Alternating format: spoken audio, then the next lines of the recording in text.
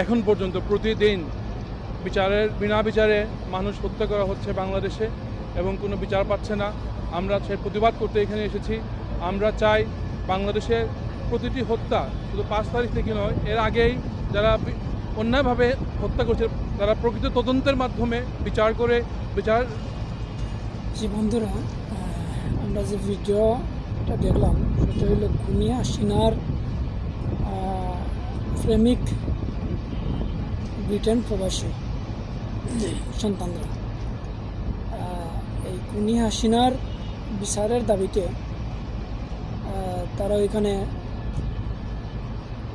জমা হয়েছেন এবং তারা এই খুনি হাসিনার দীর্ঘ 15 বছরে মানুষকে বিনা বিচারে গুম নির্যাতন আয়নাঘরে বন্দি, এর কারণে তারা দাবি জানাচ্ছেন যে খুনি হাসিনাকে দ্রুত দেশে এনে তাকে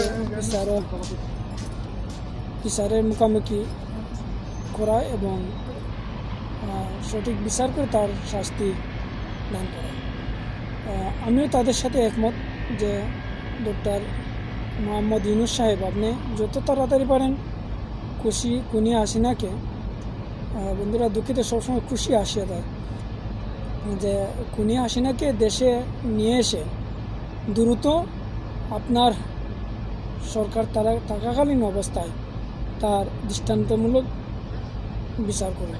আমরা তার দৃষ্টান্তমূলক শাস্তি চাই এবং তাকে আয়না করে বন্দি করে তার শাস্তি কার্যকর করুন।